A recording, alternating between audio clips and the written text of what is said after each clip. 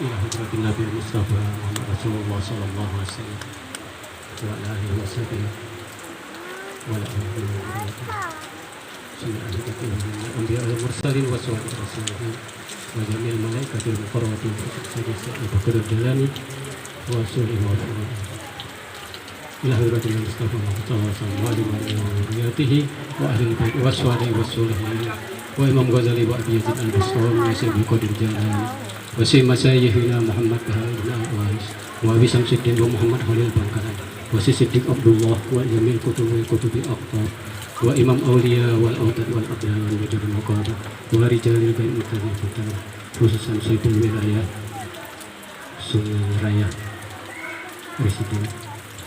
Al-Fatihah. A'udzu billahi minasyaitonir rajim. Bismillahirrahmanirrahim.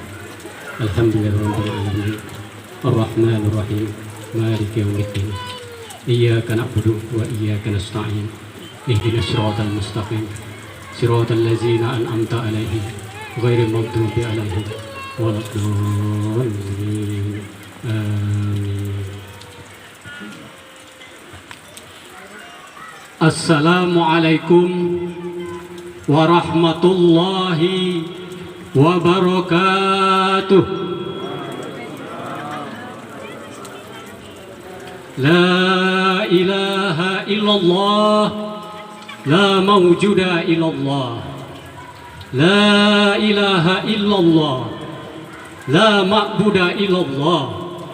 La ilaha illallah, la matluba illallah. La ilaha illallah, la maksuda illallah. Bismillahi tawakkaltu ala Allah. La hawla wa la quwata illa billahil aliyyil azim. Astaghfirullahal azim. Astaghfirullahal azim. Astaghfirullahal azim. Allazi la ilaha illa huwal hayyul qayyum wa atubu ilaih. Yang saya hormati Ketua Panitia Pelaksanaan Peringatan Isra Mi'raj Nabi besar Muhammad sallallahu alaihi wasallam beserta seluruh anggotanya, dari yang mulai berencana sampai melaksanakan musyawarah perencanaannya, mengatur segala sesuatunya, menegakkan tenda, menyiapkan kursi, menyiapkan panggung yang luar biasa. Alhamdulillah. Yang saya hormati Bapak dan Ibu, terutama jajaran pemerintah daerah Kabupaten Karimun, Bapak Bupati, Wakil Bupati atau yang mewakili, Ketua DPR, DPRD Kabupaten Karimun, dan alhamdulillah kita berbahagia pada malam hari ini. Suatu kehormatan bagi kita, majelis kita yang mulia ini dihadiri oleh ibu kita tercinta, ibu rakyat Karimun, yang mengayomi rakyatnya, yang memperhatikan rakyatnya, yang memperhatikan kita sebagai penyambung lidah rakyat Karimun. Pada malam hari ini hadir di hadapan kita, kita ucapkan selamat datang kepada beliau, Ibu Charlie Dona. Kita kenalkan beliau, semoga kita semua mengenal beliau dan kita saling mengenal pada malam hari ini.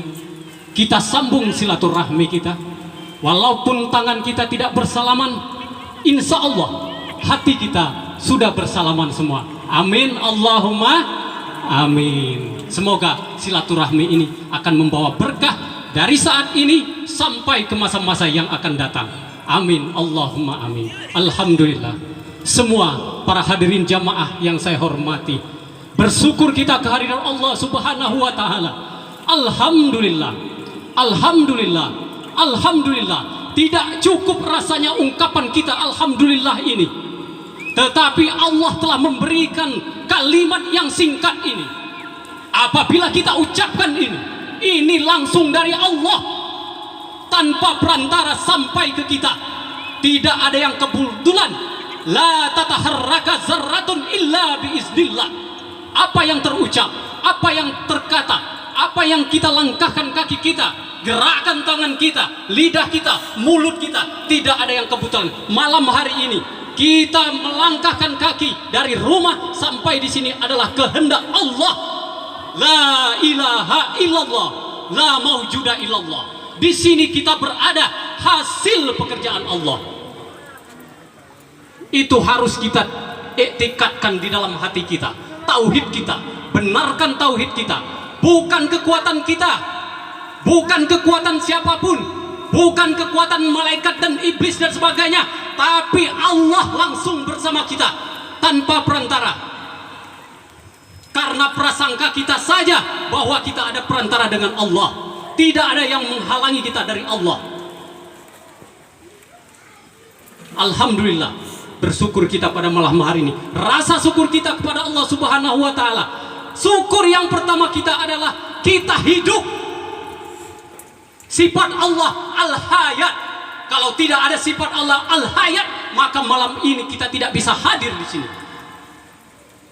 Alhamdulillah, dengan izin Allah, berkah Allah, kekuatan Allah, segala gerak-gerik kita, diam dan gerak kita adalah Allah Subhanahu wa taala. Alhamdulillah. Makanya diberi kata-kata singkat kita untuk bersyukur. Alhamdulillah. Itulah kelebihan umat Nabi Muhammad sallallahu alaihi wasallam. Perkataannya singkat, ucapan Nabi Muhammad pun singkat-singkat tapi bermakna yang luar biasa. Alhamdulillahi rabbil alamin. Segala puji bagi Allah, Tuhan seru sekalian alam, baik alam nyata maupun alam gaib, semua alam, alam lahir maupun alam batin. Alhamdulillah, bersyukur kita. Kompak masyarakat sini, perumahan ini baru, belum seumur jagung. Alhamdulillah, dengan gigih panitia, berkat dari Allah Subhanahu wa taala, menggerakkan hati kaum muslimin dan muslimat, bahkan dibantu oleh yang non muslim saudara-saudara kita. Satu bangsa, satu tanah air, satu wilayah, satu pemukiman, mereka pun ikut membantu. Saya mendengar dari panitia kita. Alhamdulillah, Allah akan memberkahi kita semua di sekeliling sini. Karena ini sebuah riwayat hadis Rasulullah Sallallahu Alaihi Wasallam. Ada sebuah majelis zikir, itu adalah taman-taman surga. Di situ ada orang hadir. Kata sahabat, ya Rasulullah, orang itu bukan mau ikutin zikir, bukan ikut majelis talim, dia cuma ada keperluan lain, bukan itu. Enggak apa, dia pun dapat berkahnya. Jadi alhamdulillah, siapa yang sudah membantu dari hal sekecil apapun, memasak air, mengiris bawang dan sebagainya, memasak kue, sudah dapat berkah pahala dari Allah Subhanahu wa taala. Alhamdulillah. Bersalawat kita kepada Nabi besar Muhammad sallallahu alaihi wasallam. Allahumma salli ala Sayyidina Muhammad wa ala ali Sayyidina Muhammad al-fatih lima ughliq wal khatimi lima sabaq nasiril haq bil haq wal hadi ila siratikal mustaqim wa ala alihi haqqa qadrihi wa miqdarihil azim. Salawat ini salawat akhir zaman, silahkan diamalkan. Salawat yang banyak silahkan diamalkan. Yang mana sudah dihafal, ada salawat terbaru tadi disenandungkan oleh ibu-ibu. Yang penting kita bersalawat. Salawat itu adalah rasa cinta kita kepada Nabi Muhammad sallallahu alaihi wasallam, karena beliau telah membawa rahmat bagi kita semua di seluruh alam. Kenapa di seluruh alam? Karena ada alam nyata dan alam gaib. Allah tuh gaib wasyahada, zahiran wa batinan, zahiran wa batinan. Allah yang gaib, Allah yang nyata. Tidak ada yang dirahasiakan lagi sekarang, sudah dibuka. Sekarang sudah akhir zaman, hanya prasangka kita saja. Allah meliputi segala sesuatu. Jadi peringatan Isra Mi'raj ini, mari kita gunakan momentum ini untuk kita memantapkan diri kepada Allah Subhanahu wa taala. Semakin mantap iman kita, semakin mantap Islam kita, semakin mantap tauhid kita, semakin mantap ma'rifat kita kepada Allah Subhanahu wa taala. Wa ma khalaqtul jinna wal insa illa liya'budun. Tidak aku ciptakan jin dan manusia kecuali untuk beribadah kepadaku, kata Allah. Ibadah yang bagaimana? Ibadah yang ma'rifatullah, kenal dengan Allah, dekat dengan Allah. Kita tidak bisa apa-apa kalau bukan Allah yang menggerakkan. Yakini itu dalam hati kita. Kita saat ini tidak kebetulan, tapi Allah langsung memilih kita, kondisi kita saat ini. Alhamdulillah. Allahumma sholli ala Sayyidina Muhammad wa ala ali Sayyidina Muhammad. Malam ini kita akan mengkaji peringatan Isra Mi'raj, suatu hal yang sangat penting, sejarah besar, mukjizat Nabi besar Muhammad sallallahu alaihi wasallam yang diberikan kepada kekasihnya Habibullah. Nabi sebelumnya juga kekasih Allah, juga para rasul pembawa wahyu, tetapi beda dengan Nabi Muhammad sallallahu alaihi wasallam. Bermula perjalanan Isra Mi'raj ini ada dialog antara langit dan bumi. Bumi membanggakan keindahannya. Banyak sungai-sungai mengalir deras, banyak lautan yang luas, gunung-gunung yang tinggi, bukit yang indah, tanaman-tanaman yang hijau, buah-buahan, sawah ladang padi menguning. Bumi membanggakan itu. Kemudian langit membanggakan bahwa di langit ada surga, ada para malaikat. Semuanya mulia-mulia di atas langit, kata langit kepada bumi. Sehingga terjadi perdebatan panjang antara langit dan bumi. Ada Baitul Ma'mur, tapi terakhir bumi berkata kepada langit, kami ada seorang rasul khatamun nabiyyin, Muhammad sallallahu alaihi wasallam. Dia adalah rahmatan lil alamin. Dia pembawa rahmat bagi seluruh alam, baik alam nyata maupun alam gaib, langit dan bumi, seluruh alam, rahmat bagi seluruh alam. Sehingga dengan dialog itu, perdebatan itu, langit mengadu meminta kepada Allah Subhanahu wa taala supaya orang yang bernama Muhammad disuruh naik ke langit. Mereka penduduk langit ingin berjumpa dengan Muhammad sallallahu alaihi wasallam. Itu diantara sebab-sebab terjadi Isra Mi'raj. Kemudian pada tahun itu dikenal dengan tahun duka cita, di mana Nabi Muhammad SAW sudah lebih kurang 10 tahun menyebarkan agama Islam. Pertama sembunyi-sembunyi, kemudian terang-terangan, dicaci, dimaki, dihina, dibilang tukang sihir, segala macam penderitaan oleh Nabi Muhammad SAW dan para pengikutnya. Kemudian yang lebih membawa Nabi bersedih adalah tatkala beliau sedang berjuang dengan susah payah menyebarkan Islam, seorang yang selama ini membantu beliau, dari beliau berkhalwat di Gua Hira sampai beliau menerima wahyu, sampai menyebarkan agama Islam secara sembunyi, terang-terangan, kemudian mengorbankan hartanya, seorang hartawan, kemudian menjadi istri beliau yang tercinta, ikut menyebarkan Islam, dipanggil oleh Allah Subhanahu wa taala, yaitu Hadijatul Kubra. Itulah yang membuat Nabi Muhammad bersedih. Kemudian tahun itu juga seorang pembela, paman beliau yang sangat dicintai, yaitu Abu Talib, juga meninggal dunia, dipanggil oleh Allah Subhanahu wa taala, dan sampai-sampai di akhir hayatnya dia tidak mengucapkan kalimat syahadat. Tetapi ada adik beliau yang mendengar bahwa pamannya itu mengucapkan 2 kalimat syahadat, tetapi Nabi tidak mendengar. Sampai-sampai cintanya Nabi kepada pamannya itu dijilati semua badannya. Pamannya itu hanya kuku, di bawah kukunya tidak bisa lidah Rasulullah sampai menjilatinya. Itulah menurut riwayat yang bisa dimasukin api neraka. Ya, mudah-mudahan Allah Subhanahu wa taala memberikan ini suatu hikmah kepada kita semua, bahwa begitu cintanya Rasulullah kepada pamannya dan juga kita kepada umatnya. Itulah tahun duka cita. Maka untuk menghibur kekasihnya Rasulullah Sallallahu Alaihi Wasallam, pada malam 27 Rajab, Rasulullah Sallallahu Alaihi Wasallam di Ka'bah di malam hari antara tidur dan jaga, datanglah dua malaikat Jibril dan Mikail membedah dada Rasulullah Sallallahu Alaihi Wasallam. Dibedah, dikeluarkan jantungnya, dicuci dengan air zam-zam, diisi dengan hikmah dan iman. Setelah itu dimasukkan kembali ke dadanya dan kembali sempurna seperti sedia kala.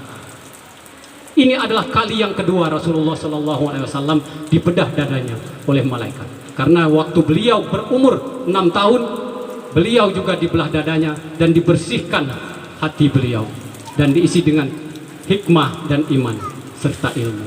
Ini merupakan pelajaran hikmah bagi kita. Nabi dibersihkan hatinya. Lalu umatnya bagaimana membersihkan hatinya? Yaitu dengan kita memperbanyak zikir, mengingat Allah Subhanahu pada Allah Subhanahu wa taala, beristighfar setiap saat. Karena setiap saat kita tidak menyadari apa kesalahan kita, kaki kita, tangan kita, mata kita, telinga kita, lidah kita, mulut kita, tenggorokan kita, badan kita, bahkan niat kita. Kita istighfar, minta ampun pada Allah. Baik sengaja, dosa sengaja, tidak sengaja, dosa besar, dosa kecil, dosa siang hari, dosa malam hari, dosa yang telah lalu, dosa yang akan datang, yang kita sadari dan kita tidak sadari. Astaghfirullahalazim, astaghfirullahalazim, astaghfirullahalazim, allazi la ilaha illa huwal hayyul qayyum wa atubu ilaih. Setelah dada Nabi Muhammad Rasulullah Sallallahu Alaihi Wasallam, maka malaikat memberikan suatu binatang yang bernama buraq. Buraq ini sudah lama di surga disimpan. Dia menangis karena dia merindukan Nabi Muhammad Sallallahu Alaihi Wasallam. Dipilih oleh malaikat Jibril buraq yang paling kurus, dan dia lihat waktu mau mengambilnya, buraq ini paling kurus. Kenapa dia kurus? Karena dia menangis merindukan seseorang, karena dia sudah mendapatkan kabar bahwa akan ada seorang nabi akhir zaman, Muhammad sallallahu alaihi wasallam. Dia rindu kepada Rasulullah sallallahu alaihi wasallam. Inilah yang diambil oleh malaikat Jibril, dibawa kepada Nabi Muhammad sallallahu alaihi wasallam untuk kendaraannya pergi melaksanakan Isra dan Mi'raj. Lalu pada malam itu Rasulullah sallallahu alaihi wasallam dari Masjidil Haram ke Masjidil Aqsa berangkat dengan menaiki buraq. Buraq ini kendaraan barkun yang sangat cepat, sejauh mata memandang sekali dia melangkah. Waktu dia jalan menanjak, dia tidak miring badannya, tetap lurus, sehingga Nabi tetap datar di atasnya, sehingga Nabi merasa senang di atasnya mengendarainya begitu cepat. Dan begitu di perjalanan banyak diperlihatkan oleh Allah Subhanahu wa taala tanda-tanda kebesaran Allah Subhanahu wa taala. Di antaranya ada mencium bau harum. Kemudian Nabi SAW bertanya kepada malaikat Jibril, ini apa? Inilah makamnya Masito, yaitu seorang yang dibakar, direbus oleh Fir'aun karena dia menyebutkan nama Allah di saat sisirnya jatuh waktu menyisiri anaknya Fir'aun. Inilah dalil bahwa kita disuruh berziarah ke makam orang-orang terdahulu, ke makam orang tua, ke makam orang-orang soleh. Karena ditunjukkan waktu Isra Mi'raj. Untuk apa hikmah ditunjukkan ini makam Masito? Supaya nanti ada yang berziarah ke sana. Kemudian ditunjukkan juga makam Ibrahim itu di Ka'bah. Makamnya Ibrahim ini bukan berarti Nabi Ibrahim ditanam situ, tapi Nabi Ibrahim pernah di situ membangun Ka'bah. Dikasih tahu semua waktu Isra Mi'raj itu, di mana tempat air zam-zam yang dulu pernah tersembunyi, pernah tertimbun tanah, dapat semua setelah Nabi pulang Isra Mi'raj. Kemudian sampailah Rasulullah Sallallahu Alaihi Wasallam dengan malaikat Jibril di Masjidil Aqsa. Di sini Nabi menambatkan buruknya di sebuah tonggak kayu di depan masjid. Kemudian masuk di dalam masjid.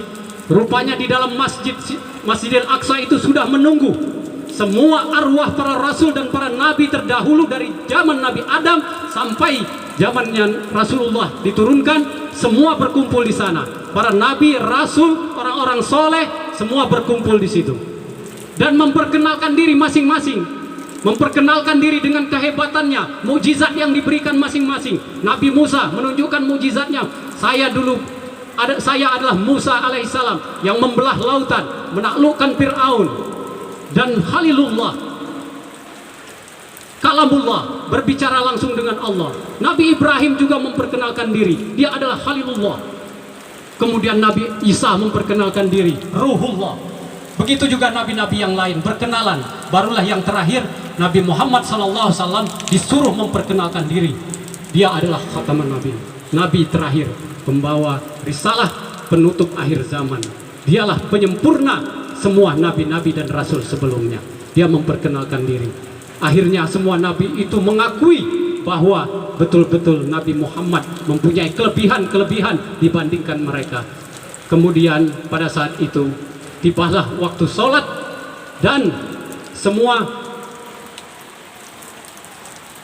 mempercayakan untuk menjadi imam sholat pada malam hari itu ditunjuk Nabi Muhammad Sallallahu Alaihi Wasallam. Inilah dalil fakta bahwasanya syariat-syariat sebelumnya sudah digantikan dengan syariatnya Nabi besar Muhammad Sallallahu Alaihi Wasallam, yaitu Islam, karena Nabi disuruh menjadi imam, dan yang lainnya para nabi, para rasul, arwah-arwah orang soleh, yang pengikut-pengikut Nabi sebelumnya, arwahnya yang ikut semua di belakang menjadi makmumnya Nabi Muhammad Sallallahu Alaihi Wasallam. Itulah dalil bahwasanya syariat Nabi Muhammad adalah syariat yang sempurna, membatalkan atau melengkapi semua syariat sebelumnya. Semua harus mengikut. Itulah agama Islam yang terakhir, harus ikut syariat Nabi Muhammad. Bahkan Nabi Isa pun nanti setelah akhir zaman akan turun mengikuti syariatnya Nabi Muhammad Sallallahu Alaihi Wasallam. Kemudian setelah berkenalan Nabi Muhammad, diletakkan oleh malaikat Jibril ada 2 gelas minuman. Yang satu berisi arak, yang satu berisi susu. Silahkan, kata malaikat Jibril, pilihlah 2 gelas minuman ini. Yang mana engkau pilih, wahai Muhammad? Kemudian Rasulullah Muhammad Sallallahu Alaihi Wasallam memilih minuman gelas yang berisi susu, diminum oleh Rasulullah.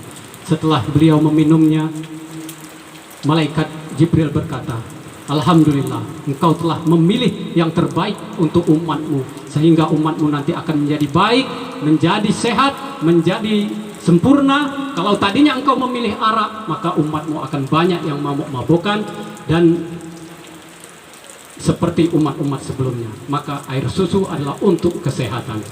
Alhamdulillah, Nabi kita diberikan petunjuk oleh Allah Subhanahu wa Ta'ala. Kemudian beliau melanjutkan perjalanannya menaik Mi'raj. Setelah tadi dia Isra, perjalanan. Nah, ini perjalanannya dari Mekah ke Masjidil Aqsa. Itu menunjukkan kehidupan dunia. Perjalanan dunia itu sebentar, tapi yang mulia itu adalah perjalanan akhirat, naik Mi'raj. Kita ini setiap hari sebenarnya diisrakan, diperjalankan oleh Allah Subhanahu wa Ta'ala, digerakkan kaki kita berjalan. Kemudian Nabi melanjutkan naik ke langit. Di situ sudah tersedia tangga otomatis terbuat dari emas, dihiasi oleh intan permata Jabarut. Sangat indah tangganya. Begitu menginjak, langsung malaikat Jibril dan Nabi Muhammad SAW sampai ke pintu langit yang pertama. Di langit yang pertama, malaikat Jibril mengetuk pintu. Assalamualaikum warahmatullahi wabarakatuh. Malaikat menjawab, Waalaikumsalam warahmatullahi wabarakatuh. Siapa di luar? Saya Jibril. Sama siapa? Muhammad. Muhammad yang mana? Apa Muhammad yang diutus? Benar, kata Jibril. Silahkan masuk. Malaikat tegas, karena malaikatnya cuma menjalankan tugas saja. Beda dengan manusia. Kalau manusia kan ada akhlak-akhlaknya. Kalau malaikat dia apa yang dia ditugaskan itu yang dia laksanakan. Jawab salam ya jawab salam saja. Bertanya saja. Itu malaikat. Akhirnya dipersilakan Nabi masuk ke langit pertama. Di situ berjumpa dengan kakek kita, buyut kita, Nabi Adam alaihi salam. Yang tadinya Nabi ini berjumpa di Masjidil Aqsa, rupanya Nabi Adam sudah sampai duluan di langit pertama, menunggu kedatangan Nabi Muhammad SAW. Nabi Adam alaihissalam duduk, dia di sebelah kanannya banyak orang, sebelah kirinya banyak kumpulan manusia. Tatkala Nabi Adam menoleh ke sebelah kanan, dia tersenyum. Kemudian tatkala Nabi Adam alaihissalam menoleh ke sebelah kiri, dia menangis. Kemudian Nabi Muhammad SAW bertanya, wahai Jibril, coba tanya, kenapa Nabi Adam berbuat begitu? Nabi Adam alaihissalam menjawab, apabila dia melihat ke kanan tersenyum, karena ini yang sebelah kanan adalah umatnya, keturunan-keturunannya yang ahli surga. Tapi tatkala dia nengok ke kiri, inilah keturunannya, anak cucu beliau, umatnya yang akan masuk neraka. Allahumma ajirna minan nar. Allahumma ajirna minan nar. Allahumma ajirna minan nar. Semoga kita terhindar dari azab api neraka. Amin. Allahumma amin. Selanjutnya Nabi Muhammad SAW terus naik ke langit yang kedua. Di langit yang kedua beliau berjumpa dengan Nabi Isa dan Nabi Ilyas. Lalu ke langit yang ketiga berjumpa dengan Nabi Yusuf, Nabi yang sangat tampan, Nabi yang tertampan, tapi kalah tampan dengan Nabi kita Muhammad SAW. Karena semua nur dan cahaya dari Allah berkumpul kepada Nabi Muhammad SAW. Dari nur Muhammad itulah terjadi semua nur-nur Nabi yang berikutnya. Nabi kita Muhammad SAW. Kemudian setelah dari langit ketiga naik lagi ke langit yang keempat. Di situ ada Nabi Idris alaihi salam. Nabi Idris alaihi salam ini rupanya semasa hidupnya dia ahli baca tulis dan ahli politik. Nah, ini pelajaran politik ini Nabi Idris ini. Kenapa? Dia berteman dengan malaikat maut. Tatkala dia masih hidup, Nabi Idris ini berteman dengan malaikat maut. Kata Nabi Idris, wahai malaikat maut, bagaimana engkau mencabut nyawa manusia itu? Coba praktekkan dulu dengan saya. Akhirnya dipraktekkan dengan Nabi Idris, malaikat maut. Dicabutlah oleh malaikat maut Idris ini nyawanya, sehingga wafat dan dihidupkan kembali. Nah, kemudian belum dihidupkan, dia diajak jalan-jalan, ini mau melihat surga dan neraka. Kata malaikat, itu yang bisa melihat surga dan neraka orang yang sudah meninggal. Kan saya sudah dicabut nyawa. Nah, ini politiknya Nabi Idris. Akhirnya diajak masuk nengok neraka, baru menjejakkan kaki kanan telapaknya, ujungnya aja sudah kepanasan, sudah disampai ke otak, nggak jadi masuk, keluar lagi dia, nggak tahan malaikat, saya keluar aja, saya mau lihat surga saja. Akhirnya Nabi Idris dipersilakan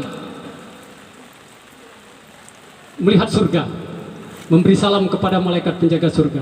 Setelah di dalam dia jalan-jalan, malaikat maut jaga di pintu gerbang, lama sekali menunggu depan pintu.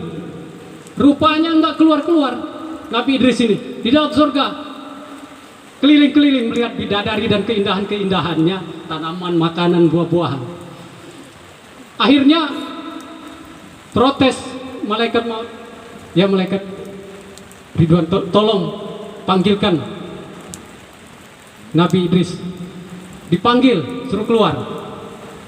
Idris dipanggil, suruh keluar oleh malaikat maut. Nggak mau, saya belum puas. ini belum jatahmu ini. Nanti setelah engkau meninggal dunia, saya kan sudah meninggal. Akhirnya malaikat maut masuk, manggil, tetap tak mau keluar, ditarik, tak mau juga. Ya mungkin berpegangan lah dia ke pilar-pilar tiang-tiang surga itu, ditarik-tarik malaikat, tapi tidak keluar juga, tidak mau. Akhirnya melapor pada Allah Subhanahu Wa Taala. Terjadilah Nabi Idris ini diangkat ke langit yang keempat. Dia tidak kembali lagi. Itu cerita Nabi Idris. Dia ahli politik. Semoga Allah berkahi kita semua. Selanjutnya Nabi Muhammad SAW dan malaikat Jibril naik ke langit yang kelima, berjumpa dengan Nabi Harun alaihissalam, dan lanjut lagi ke langit yang keenam, berjumpa dengan Nabi Musa alaihissalam. Nabi Musa menangis begitu jumpa dengan Nabi Muhammad SAW. Kenapa engkau menangis? Ya Allah, aku umatku sangat banyak. Aku sangka dirikulah yang paling mulia. Ternyata ada seorang nabi dan rasul akhir zaman yang lebih mulia dariku, kata Nabi Musa. Kemudian Allah menjawab, kalau bukan karena Nabi Muhammad, tidak aku ciptakan engkau, dan tidak aku ciptakan langit dan bumi beserta isinya, tidak aku ciptakan alam semesta. Begitu mulianya Muhammad Sallallahu Alaihi Wasallam. Akhirnya Musa sadar, Musa alaihissalam. Akhirnya Nabi Muhammad SAW terus melanjutkan naik bersama malaikat Jibril ke langit yang ketujuh. Di situ jumpa dengan Nabi Ibrahim alaihissalam yang sedang bersender di tiang aras Baitul Ma'mur, bersender di Baitul Ma'mur. Baitul Ma'mur itu warna putih. Setiap malaikat 70.000 masuk, tidak keluar lagi, beribadah di dalam itu. Kemudian setelah mengucap salam, Nabi melanjutkan lagi ke Sidratul Muntaha.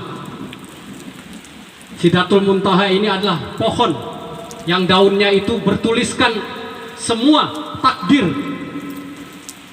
penghuni alam, takdir kehidupan, semua sudah tertulis di daun-daun Sidratul Muntaha itu, daun pohon itu. Ajal orang, lahirnya, jumlah makhluk, jumlah semuanya, takdir baik buruk, semua sudah ditulis di sana. Makanya orang katanya kalau ada telinga berdenging itu ada di antara daun sidra itu yang jatuh menimpa yang ada tulisan dia, nama orang tersebut, makanya berdenging telinga. Kemudian sampailah ke puncak Sidratul Muntaha yang penghabisan, penghujung. Malaikat Jibril tidak bisa naik lagi karena yang boleh naik hanya Nabi Muhammad Sallallahu Alaihi Wasallam. Inilah batas tugas malaikat Jibril. Kalau saya terus mengikuti engkau, menemani engkau, maka saya akan musnah, kata malaikat Jibril. Akhirnya dengan adab yang begitu tinggi, Nabi Muhammad SAW pergi naik seorang diri, meninggalkan malaikat Jibril, naik ke aras Allah Subhanahu Wa Taala, sampai di puncak aras. Sampai di situ adalah merupakan suatu ciptaan Allah yang maha besar, arsinya Allah, arsi yang agung. Nabi Muhammad SAW berjumpa langsung dengan Allah Subhanahu Wa Taala dan mengucapkan sebagaimana yang kita ucapkan dalam tahiyat akhir kita, asyhadu an la ilaha illallah wa asyhadu anna Muhammadar Rasulullah.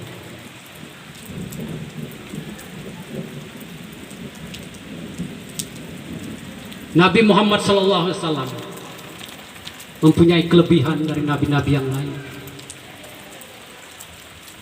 Dalam ucapan kita tahiyat terakhir, assalamualaikum ya nabi wa rahmatullah wa barakatuh. Nabi Muhammad, assalamu alaina wa ala ibadillahi sholihin. Berilah keselamatan, kesejahteraan pada orang-orang yang soleh Dia mendoakan kita, umatnya, orang-orang yang soleh, umatnya dia doakan. Begitu cintanya Nabi Muhammad SAW, dan berdialog dengan Allah, dan Allah memberikan kesempatan kepadanya untuk meminta apa-apa permintaan. Nabi Muhammad berkata, engkau telah memberikan Isa sebagai ruhullah, engkau telah memberikan Musa sebagai kalamullah, engkau telah memberikan Ibrahim kemuliaan Halilullah, dan engkau Muhammad, kata Allah, engkau Habibullah, kekasihku. Mau apa lagi kalau kekasih? Semua diberikan. Begitu juga umatnya yang mencintai Rasulullah, yang bersalawat kepada Rasulullah, akan menjadi kekasih Allah. Itulah kelebihan-kelebihan umat Nabi Muhammad SAW. Dan umatmu aku berikan 7 ayat yang berulang-ulang, ialah surat Al-Fatihah. Kemudian umatmu adalah ummatan wassato, umat pertengahan, amalnya sedikit tapi pahalanya besar, mengalahkan umur pahala nabi-nabi yang berumur 900 tahun. Kita yang cuma 63, 69, 70 mengalahkan itu. Contoh salah satunya, kita diberikan bulan Ramadan, pahalanya berlipat ganda. Ada juga di malam Ramadan itu malam Lailatul Qadar. Ibadahnya sama dengan orang yang berjihad 80 tahun. Kelebihan Nabi Muhammad SAW. Alhamdulillah. Dan saat itulah merupakan suatu anugerah yang tertinggi bagi Nabi Muhammad SAW dan penduduk bumi dan kita semua umatnya.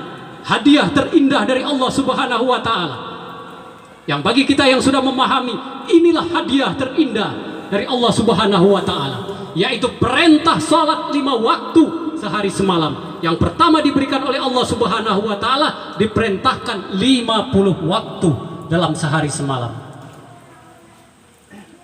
Ini bukan kalau kita orang baru belajar sholat ya kewajiban terasa, tapi bagi kita yang sudah merasakan nikmatnya sholat, ini kebutuhan, ini kenikmatan, ini kebahagiaan. Karena di dalam sholatlah kita bisa berdialog dengan Allah Subhanahu wa Ta'ala. Kita diberi niat itu didatangkan oleh Allah. An-niyatun waridatun ilallah. Sesungguhnya niat itu datang dari Allah. Berarti siapa yang sholat itu dipilih Allah langsung dia. Allah yang memberikan niat itu dalam hati kita. An-niyatun waridatun ilallah. Niat itu datang dari Allah. Kalau Allah tidak datangkan niat itu, ya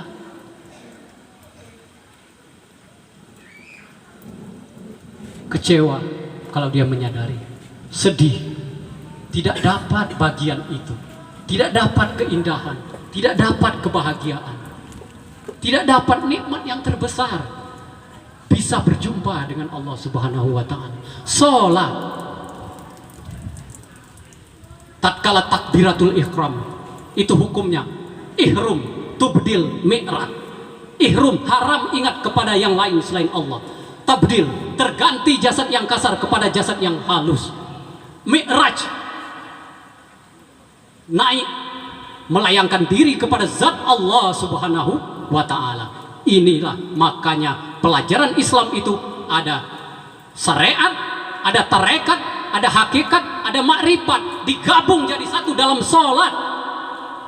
Syariatnya ada di sholat, hakikatnya ada di sholat, tarekatnya ada di sholat, makrifatnya ada di sholat. Siapa yang sudah dapat itu, bahagialah dia dunia dan di akhirat. Itulah surga yang didahulukan. Kenapa nggak mau sholat? Orang bahagia sholat itu, senang. Dapatkan rahasia sholat, bahagia kita. Kunci sukses sholat, karena di dalam sholat ada makrifat. Kunci sukses makrifatullah, kenal dengan Allah.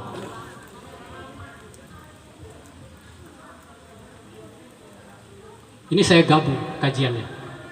Syariat, tarekat, hakikat, makrifat. Jangan rugi tidak sholat. Jadi turunlah Nabi kita Muhammad SAW jumpa dengan Nabi Musa alaihissalam. Ya Muhammad Habibullah, apa kabar engkau jumpa dengan Allah? Saya mendapatkan perintah sholat 50 kali 50 waktu sehari semalam. Waduh, saya badan besar tinggi, umat saya besar tinggi kuat, tidak kuat melaksanakan seminggu sekali ibadah. Kamu 50 kali, umatmu kecil-kecil pendek umurnya, aduh, macam mana ini? Kau balik lagi lah, kalau bahasa kita kan, naik lagi menghadap Allah, minta dikurangi. Nabi Muhammad naik, dikurangilah 5. Turun, jumpa lagi sampai ke langit ke-6 dengan Nabi Musa, dikurangi 5, naik lagi, diperintah lagi sampai 9 kali. 9 kali 5, 45 kan, masih ada 5 lagi sisa. Nabi punya adab kepada Allah. Cukuplah, insya Allah, alhamdulillah, 5 saya terima, insya Allah umatku akan mampu. Lagi kata Nabi Musa. Tapi Nabi Muhammad dengan akhlaknya tidak mau lagi naik, dia terima. Di saat berdialog dengan Nabi Musa ini, datanglah suara, wahai kekasihku Muhammad, aku perintahkan sholat 50 waktu sehari semalam. 5 waktu itu sama nilainya dengan 50 waktu. Akhirnya Nabi Muhammad SAW lega menerima perintah sholat 50 waktu, tapi dilaksanakan 5 waktu. Makanya bagi orang yang sudah merasakan bahagianya, indahnya sholat, dia terus selesai sholat wajib itu, dia sholat sunat lagi. Malam dia sholat tahajud, sholat istikharah, sholat taubat, sholat tasbih, sholat duha. Bahkan Junaidi al-Baghdadi, seorang tokoh sufi, sambil menunggu dagangannya di pasar, dia menunggu dagangan pecah belah, dia sempat sholat 300 rakaat di belakang dagangannya itu. Dia berikan tempat sedikit untuk sholat 300 rakaat. Bayangkan bagaimana itu. Itu adalah karomah yang diberikan Allah. Makanya jangan kaget kalau ada orang sholatnya cepat. Yang penting rukunnya kena, syaratnya dapat, syarat dan rukunnya terpenuhi. Kadang kalau udah terlalu panjang ayatnya, terlalu mendayu-dayu, pikiran makmum sudah kemana-mana. Makanya kita yang imam harus perhatian juga. Lebih baik pendek tapi fokus ingat Allah. Tapi kalau sudah makrifat, yang penting sholat sesuai hukum dan syaratnya lengkap. Jadi kejarannya bukan lagi pahala, tapi selalu ingin bersama Allah. Nah, kalau kita orang biasa pengen pahala, nanti pahalanya lipat ganda. Tapi bagi orang khusus, dia yang dia rasakan bersama dengan Allahnya itu, berdialog dengan Allahnya itu di saat sholat. Makanya dia kurang, nambah lagi, pengen lagi. Tuh. Nah, makanya ada istilah sholat di luar sholat. Dia dawam wudhu, langgeng zikir. Batal wudhunya, wudhu lagi. Batal wudhunya, wudhu lagi. Saat bekerja, saat dinas, saat nelayan, saat petani kerja, saat dagang, batal wudhu, wudhu lagi. Terus hatinya zikir, ingat Allah, Allah. Kalau ibu-ibu sambil masak, susah Allah, salawat aja, sallallahu ala Muhammad, sallallahu ala Muhammad, sambil geleng cabai, sambil meras kelapa, sallallahu ala Muhammad, sallallahu ala Muhammad. Di situ sudah tergabung zikir Allah dan salawat. Kalau kita bersalawat, itu. Saat bekerja juga gitu, langkahkan kaki yang kanan dulu, Bismillahirrahmanirrahim. La haula wala quwata illa billah. Insyaallah terhitung kita zikir. Ada tasbih kecil, masukkan di kantong. Siapa yang mengantongi tasbih dalam kantongnya dibawa-bawa, dia sama nilainya zikir, selalu ingat pada Allah. Makanya saya selalu bawa tasbih, insyaallah. Enggak yang besar, yang kecil saya bawa. Yang besar ini supaya mantep, kena gitu. Nah, dari guru suruh pakai. Kita harus manut, harus adab kepada guru. Ada cerita seorang waliullah di Jawa Barat, bawa tasbih mulu hari-hari, tasbih gede ini. Suaminya pencarian gak ada, zikir aja sana duduk di pos kamling zikir. Tapi istrinya susah, belum dapat penghasilan. Tapi dia masih fokus mengejar menjadi kekasih Allah. Sama istrinya dipotong benangnya, potong terpaksa dia sambung lagi. Itu ujian. Banyak yang ngomongin, tapi kalau kita sudah mengetahui, tidak melihat tanpa melihat, tidak mendengar tanpa mendengar, tidak bicara tanpa bicara, tidak bergerak tanpa bergerak. Takkan bisa apa-apa tanpa Allah. Takkan bisa bergerak tanpa Allah. Tidak bicara kalau bukan membicarakan Allah, membicarakan yang baik-baik. Tidak mendengar kalau bukan mendengarkan yang baik-baik. Tidak bicara, tidak akan membicarakan orang yang jelek-jelek, selalu membicarakan kebaikannya.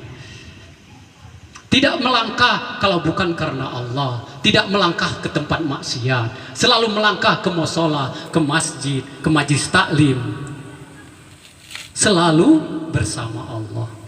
Inilah yang dikehendaki umat Nabi Muhammad SAW ini, supaya selalu bersama Allah dimanapun kita berada, saat duduk, saat berdiri. Akhirnya kalau kita selalu bersama Allah, kita akan jadi kekasih Allah. Bahagia sekali. Apapun keadaan kita, enggak peduli. Syariatnya jalankan sekuat tenaga. La haula wala quwata illa billah. Yang sebagai DPR, sebagai pemerintah, sebagai bupati, sebagai pedagang, sebagai pekerja, sebagai karyawan, sebagai apapun, laksanakan tugas semaksimal mungkin. La haula wala quwata illa billah itu artinya semua maksimal. Potensi yang Allah berikan kepada kita, gunakan di saat Allah berikan kesempatan. Itu la haula wala quwata illa billah. Bukan menyerah, terserah Allah, hasilnya tunggu, terserah Allah, la haula wala quwata illa billah. Itu la haula wala quwata illa billahnya menyerah kepada keadaan. Tidak boleh. La haula wala quwata illa billah itu sekuat tenaga. Begitu juga ikhlas. Kalau ikhlas biasa tanpa mengharapkan imbalan, tapi ikhlas yang sesungguhnya tanpa merasa dia yang berbuat, Allah yang berbuat, tanpa merasa dia yang menegakkan tenda, tanpa merasa dia yang menegakkan panggung, tapi Allah, saya tidak bisa melaksanakan ini kalau bukan Allah. Itu ikhlas yang sesungguhnya. Tidak bergerak tanpa bergerak. Allah semua. Itulah kesempurnaan kalimat la ilaha illallah. Tiada kulihat, hanya Allah. Itulah ilaha illallah. Tiada kupandang, tiada kulihat, tiada bergerak, tiada kuingat. Semua kembali kepada Allah. Kita disuruh kembali kepada Allah sekarang. Innalillahi wa inna ilaihi raji'un. Kalau ada yang meninggal, innalillahi itu sekarang. Punya mobil untuk Allah, kembali ke Allah sekarang, dibawa ke majelis taklim. Punya motor untuk Allah, kembali ke Allah. Innalillahi sekarang, motornya untuk Allah, dibawa ke majelis taklim, dibawa kerja, bukan dibawa ke maksiat. ke tempat maksiat, ke tempat hiburan, ke tempat mabuk-mabukan, bukan untuk Allah, berarti belum innalillahi wa inna ilaihi raji'un. Hijrah itu adalah begitu, kembali kepada Allah dengan sebenar-benarnya. Semua untuk Allah, hartanya untuk Allah, jabatannya untuk Allah, kerjanya untuk Allah, pakaiannya untuk Allah, mengurus anak untuk Allah, mengurus suami untuk Allah, mengurus istri, menafkahi istri untuk Allah. Kita ini tanpa batas dengan Allah, hanya supaya kita enak manggilnya Pak Ma'ruf, Ibu, Pak Imam. Coba dulu nggak ada sesuatu pun, Allah pun belum disebut nama Allah, baru Allah berdiri dengan sendirinya. Siapa yang ada? Hanya Allah. Barulah diciptakan Nur Muhammad dari Nur Allah. Jadilah kita semua hakikatnya sama, Allah juga. Kita sadari untuk sampai ke situ kita harus, itulah tadi dicontohkan Rasulullah, dibedah hatinya, dibedah dadanya, membersihkan kalbu kita. Ala bil jasadi maghghatan iza saluhat saluhat jasadun kulluhu fa iza fasadat jasadun kulluhu ala wahyil qalbu. Sesungguhnya pada diri manusia itu ada segumpal daging. Apabila daging itu baik, maka baiklah seluruh tubuhnya. Apabila segumpal daging itu jelek, maka jeleklah seluruh tubuhnya. Apakah dia? Dialah hati. Hati ini yang harus dibersihkan. Apabila hatinya baik, maka insya Allah zahirnya, perbuatannya akan baik semua. Niat yang tadi tidak ikhlas menjadi ikhlas, karena niat dari Allah. An-niyatun waridatun ilallah. Alhamdulillah, apapun keadaan kita pada saat ini, kita harus syukuri. Alhamdulillah, yang jadi karyawan harus bersyukur, yang sudah punya rumah, alhamdulillah. Masih banyak yang ngontrak, walaupun kita baru bayar DP saja, tapi masih ada yang belum sanggup untuk bayar DP, dan bahkan berencana pun belum berani untuk ngambil rumah di sini. Karena apa? Belum dikasih Allah. Kita tidak boleh menyesali karena belum takdir kita. Tapi Allah Maha tahu yang terbaik buat hambanya. Jangan kecewa kita dengan keadaan yang sekarang, tapi berbaik sangkalah kepada Allah. Modal terakhir kita adalah husnuzan, berbaik sangka kepada Allah Subhanahu wa Ta'ala. Begitu juga yang sudah melaksanakan, yang sudah mengerjakan terlanjur bermaksiat, jangan takut kembali kepada Allah, jangan takut istighfar kepada Allah, jangan takut tidak diampuni dosanya, karena Allah begitu merindukan hambanya. Allah sangat merindukan kita. Allah menunggu kita kembali kepadanya. Allah selalu menunggu kita. Sekian lama aku menunggu untuk kedatanganmu. Datanglah, kedatanganmu ku tunggu. Telah lama aku menunggu. Allah menunggu hambanya kembali. Allah menunggu hambanya bertaubat kepadanya. Dari lahir kita diingatkan selalu untuk kembali kepada Allah. Dari buayan sama ibu kita disapi. Kemudian dewasa balik, kita disuruh beribadah. Lahir kita diazankan. Itu supaya kita kembali kepada Allah. Bapak kita, orang tua kita mengazankan kita waktu lahir. Allahu Akbar, Allahu Akbar di telinga. Dia menyuruh kita kembali kepada Allah dari buayan sampai ke liang lahat. Talabul ilmi minal mahdi ilal lahdi. Tuntutlah ilmu dari buayan sampai ke liang lahat. Bagaimana sampai mati kita diingatkan. Makanya orang Nahdlatul Ulama, orang Ahlu Sunnah wal Jamaah, waktu sudah di liang kubur dia diazankan kembali. Ini ada yang bilang bid'ah, tapi inilah cara Allah untuk menyuruh hambanya sampai detik penghabisan, dibantu oleh saudaranya kaum muslim dan muslimat, dia diazankan setelah di dalam kubur. Kita harus berbaik sangka kepada Allah. Allah itu maha pengampun. Bagaikan seorang raja yang masuk ke satu desa, apapun permasalahan di situ maka beres sama raja itu. Begitu kalau Allah mengampuni, Allah merindukan hambanya kembali kepadanya. Dikisahkan saking bahagianya Allah, hamba itu bertaubat.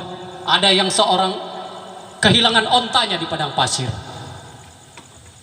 onta kesayangannya satu-satunya, kendaraan dia untuk kemana-mana mencari nafkah menggunakan onta tersebut, hilang.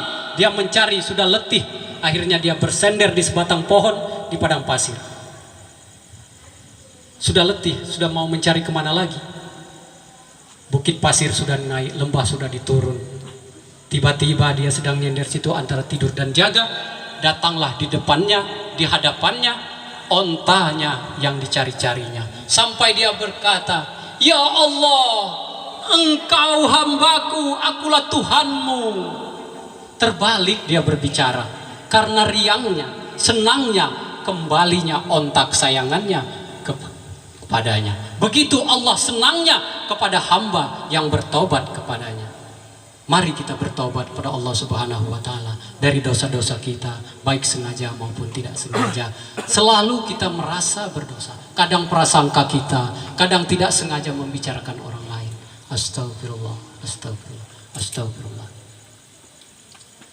Begitulah Nabi Musa dan Nabi Muhammad SAW. Terakhir Nabi Musa alaihissalam berpesan kepada Nabi Muhammad SAW, "Wahai Rasulullah Muhammad SAW, suruhlah umatmu mengucapkan banyak-banyak menanam tanaman surga." Apa itu? Yaitu la haula wala quwata illa billah, la haula wala quwata illa billah, la haula wala quwata illa billah. Inilah tanaman-tanaman surga itu. Jadi kita diperintahkan oleh Nabi Musa supaya Nabi kita memerintahkan kita mengucapkan itu banyak-banyak, la haula wala quwata illa billah.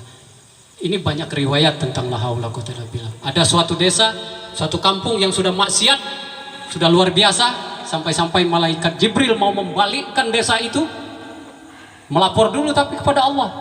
"Ya Jibril, kamu tengok dulu kembali ke sana. Di situ ada hambaku di bawah pohon bambu, di gubuk reot yang tua, dia selalu berzikir kepadaku." Jibril turun lagi. Begitu ditengok, dicari, ada seorang yang ya badannya sudah tua, kumal, tidak seperti orang terpandang, tapi dia selalu berzikir dalam gubuk itu, la haula wala quwata illa billah, la haula wala quwata